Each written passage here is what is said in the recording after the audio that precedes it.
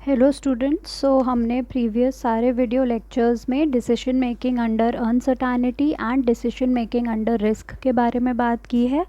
आज हम इन video lectures में बात करने वाले हैं डिसीजन मेकिंग के लास्ट टॉपिक की, जो कि आपके सिलेबस में है, और वो टॉपिक है डिसीजन ट्री एनालिसिस। देखने में आपको ज़रूर थोड़ा कॉम्प्लिकेटेड लगा होगा अगर आपने नोट्स एंड ऑल पढ़े होंगे, बट बहुत सिंपल है। ट्रस्ट मी, आप एक बार इसके क्वेश्चंस देखोगे तो आपको अनसर्टेनिटी और रिस्क वाले क्वेश्चंस से भी ये सिंपल लगेगा। बस थोड़ा सा समझने की ज़रूरत है एंड वो मैं आज आपको समझाऊंगी। So before we move on to decision tree analysis, सबसे पहले हम जान लेते हैं कि मल्टी स्टेज डिसीजन प्रॉब्लम्स क्या होते हैं। बेसिकली अभी तक जो प्रॉब्लम्स हमने पढ़े हैं वो हमारे सिंगल स्टेज प्रॉब्लम्स होते हैं, जहाँ पे आपके पास कुछ स्ट्रैटेजीज़ थी या फिर कुछ ऑल्टरनेटिव्स थे और उसी के करस्पॉन्डिंग आपके पास कुछ इवेंट्स थे। जो भी आपके स्ट्रैटेजीज़ या जो भी आपके स्टेट्स ऑफ नेचर थे और प्रोबेबिलिटीज़ थी, एक बार आपने डिसीजन ले लिया है उसके बाद वो अनचेंज्ड रहते हैं। और एक बार डिसीजन मेकर ने कोई भी डिसीजन ले लिया है तो उसको ज़रूरत नहीं पड़ती कि वो अपने डिसीजन को रिवाइव करे। सो ये सारे आपके सिंगल स्टेज प्रॉब्लम्स होते हैं जिनके साथ अभी तक हम डील करते आए हैं previous lectures and previous methods में। बट कई बार क्या होता है, ऐसे प्रॉब्लम्स होते हैं जो कि इन्वॉल्व करते हैं a long sequence of inter related actions and outcomes. एक काफ़ी लंबा सीक्वेंस होता है आपके पास जहाँ पे आपके जो ऑल्टरनेटिव्स होते हैं या फिर जो आपके इवेंट्स होते हैं वो इंटर रिलेटेड होते हैं। ऐसे प्रॉब्लम्स को हम बोलते हैं मल्टी स्टेज प्रॉब्लम्स। यहाँ पे क्या होता है, एक decision, in these problems for a decision there are a number of outcomes which leads to another decision and so on. For example, एक कोई decision है आपके पास, वो decision के corresponding आपके पास और सारे इवेंट्स होंगे। देन जब आप उन इवेंट्स के अक्रॉस मूव करोगे, हर एक इवेंट के करस्पॉन्डिंग हो सकता है आपके पास और डिसीशंस, और इसी तरह से ये चेन चलती रहती है। सो इस तरह के प्रॉब्लम्स को we call multi stage decision problems. और ऐसे ही प्रॉब्लम्स को सॉल्व करने के लिए आप यूज़ करते हो डिसीजन ट्री एनालिसिस का। ये एनालिसिस बेसिकली आपका मल्टी स्टेज प्रॉब्लम्स के लिए ही है। अगर आपको क्वेश्चन में लिख के आएगा कि ड्रॉ द डिसीजन ट्री, तभी आप ड्रॉ करोगे, वरना जो नॉर्मल आपके प्रॉब्लम्स होते हैं उनको आप इस एनालिसिस से यूज़ करके सॉल्व नहीं करोगे, क्योंकि अभी तक के सारे प्रॉब्लम्स हमारे सिंगल स्टेज थे एंड ये एनालिसिस हम यूज़ करते हैं मल्टी स्टेज सिचुएशंस में, जहाँ पे आपके पास डिसीशंस का एक सीक्वेंस होता है और आपका अगला डिसीजन जो होगा वो आपके प्रीवियस या फिर जो आपका प्रीसीडिंग वाला डिसीजन होगा उस पर डिपेंड करेगा। सो मैं बहुत ज़्यादा थ्योरी में नहीं जा रही हूँ, बस आपको मेन टर्म्स बता रही हूँ कि डिसीजन ट्री बनाने में हमें क्या क्या टर्म्स का यूज़ होगा एंड फर्दर किस तरह से हम डिसीजन ट्री बनाएंगे किसी भी प्रॉब्लम के लिए।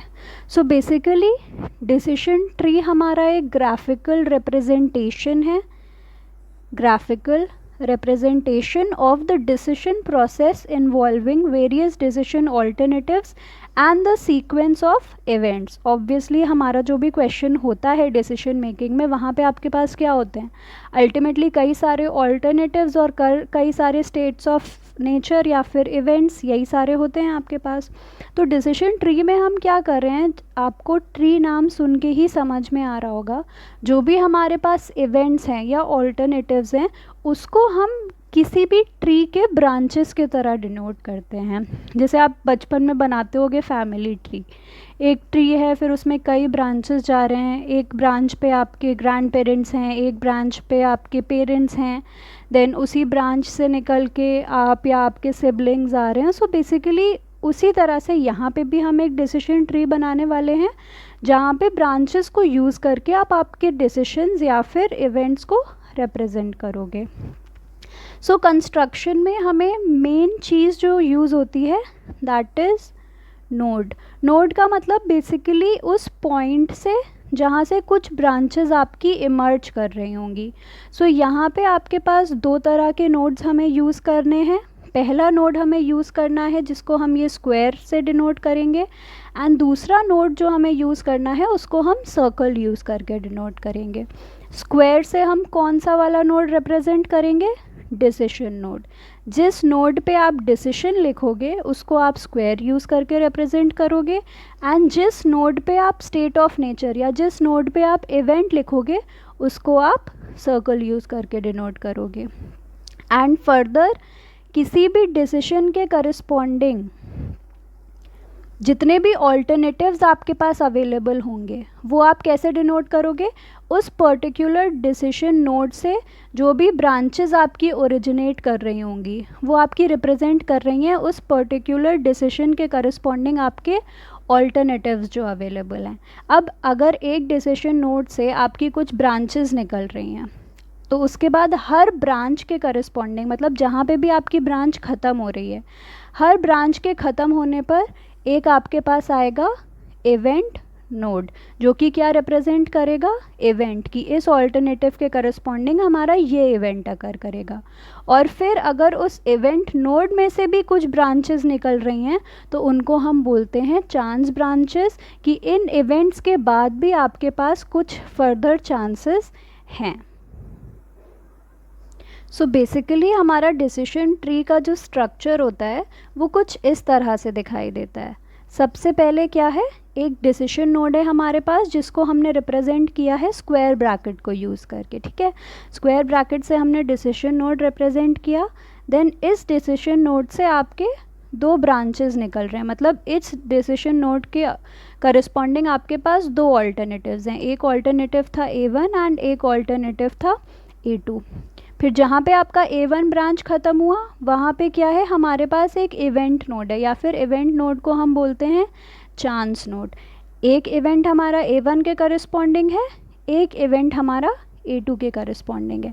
सिमिलरली जो इवेंट आपका ये वाला है इसके करस्पॉन्डिंग आपके पास दो और इवेंट्स हैं, सो वो हमने PQ से रिप्रेजेंट कर लिए। सिमिलरली ये वाला जो आपका इवेंट था उसके करस्पॉन्डिंग हमारे पास दो और चांसेस हैं जो कि हमने अगेन P और Q से रिप्रेजेंट कर ली। अब एक बार आपका P इवेंट और Q इवेंट अकर करता है तो P इवेंट के करस्पॉन्डिंग आपको एक डिसीजन मिला और Q इवेंट के करस्पॉन्डिंग भी आपको एक डिसीजन मिला। सो वो अगेन हमने स्क्वायर को यूज़ करके रिप्रेजेंट कर लिया। सिमिलरली इस डिसीजन के करस्पॉन्डिंग अगेन आपको ऑल्टरनेटिव्स मिले, देन उन ऑल्टरनेटिव्स के करस्पॉन्डिंग अगेन आपको इवेंट्स मिले and so on. So basically इसी तरह से आपका एक डिसीजन ट्री चलता है। ये आपका था फर्स्ट स्टेज जहाँ पे आपका एक मेन डिसीजन नोड था। फिर आपका आया स्टेज 2 जहाँ पे एक डिसीजन नोड से आपके दो ऑल्टरनेटिव्स निकले एंड उन दो ऑल्टरनेटिव्स के करस्पॉन्डिंग आपने चांस नोड या फिर इवेंट नोड बनाया। देन आया आपका स्टेज 3 जब सेकेंड स्टेज से जाने के बाद भी आपके पास और इवेंट्स आए और उन इवेंट्स के करस्पॉन्डिंग आपके पास और क्या है, डिसीजंस। सो इस तरह से हम डिसीजन ट्री बनाते हैं। हम अभी क्वेश्चंस इस पे देखेंगे तो आपको बेटर समझ में आएगा, बट मैं बस इतना बताना चाह रही थी कि ये मेन स्ट्रक्चर होता है आपका किसी भी डिसीजन ट्री का, किस तरह से हम लिखते हैं डिसीजन ट्री को और डिसीजन ट्री के ब्रांचेस के अलॉन्ग हम क्या लिखते हैं। पहला जो आपका डिसीजन नोड था इसके करस्पॉन्डिंग जो आपके ब्रांचेस आएंगे, यहाँ आपने क्या लिखा, A1 course of action, A2 course of action and so on. And further जब अभी आप क्वेश्चंस में देखोगे ना तो इन्हीं ब्रांचेस के अलॉन्ग हम कॉस्ट भी लिखते हैं, प्रोबेबिलिटी भी लिखते हैं कि सपोज़ इस वाले चांस नोड से आपका ये वाला इवेंट जो गया है इसके होने की प्रोबेबिलिटी क्या है और इसमें कितना कॉस्ट लग रहा है या फिर कितना प्रॉफिट मिल रहा है।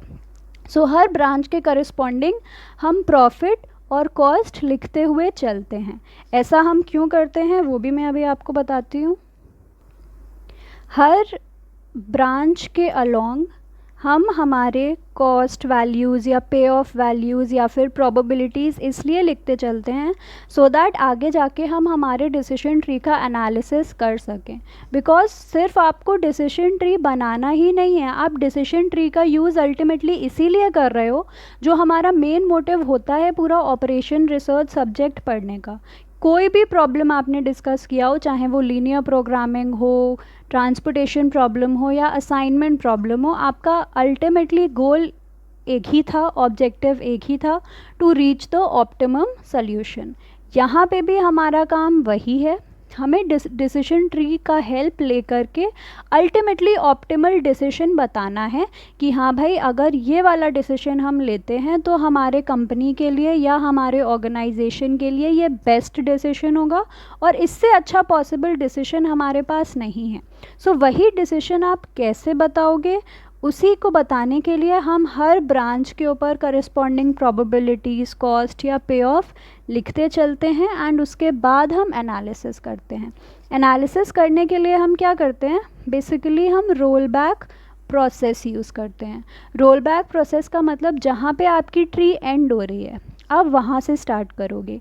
ट्री के एकदम लास्ट वाले जो ब्रांचेस हैं, एकदम एक्सट्रीम राइट वाले जो नोड्स हैं, उन नोड्स के लिए आप कैलकुलेट करोगे EMV। फॉर एग्ज़ाम्पल एक नोड आपका ये है, इस नोड से आपके 2 ब्रांचेस निकल रहे हैं। सो इस नोड का जो EMV होगा वो क्या होगा, इसकी प्रोबेबिलिटी इनटू इसका पे ऑफ प्लस इसकी प्रोबेबिलिटी इनटू इसका पे ऑफ। जैसे आप EMV क्राइटेरियन और EOL क्राइटेरियन में करते थे, जितने भी ऑल्टरनेटिव्स आपके पास अवेलेबल हैं आप उनके लिए क्या निकालते थे, EMV। यहाँ पे भी हम बेसिकली यही कर रहे हैं। ये अगर आपका एक नोड है तो आप इससे निकलने वाले सारे ब्रांचेस देखोगे, प्रोबेबिलिटीज़ और कॉस्ट का या प्रोबेबिलिटीज़ और पे ऑफ का मल्टीप्लिकेशन करोगे एंड देन हर नोड के करस्पॉन्डिंग आपके पास क्या आ जाएगा, EMV। एंड ऐसे ही एक एक करके आप पूरे ट्री में आप राइट से स्टार्ट करोगे, टूवर्ड्स लेफ़्ट मूव करोगे एंड देखते जाओगे कि कौन से नोड के करस्पॉन्डिंग आपको कितना EMV मिलता जा रहा है। एंड अल्टीमेटली जहाँ पे आपको मैक्सिमम पे ऑफ मिलेगा जिस नोड पे, वही वाला पाथ आपका क्या देता जाएगा, ऑप्टिमल डिसीजन।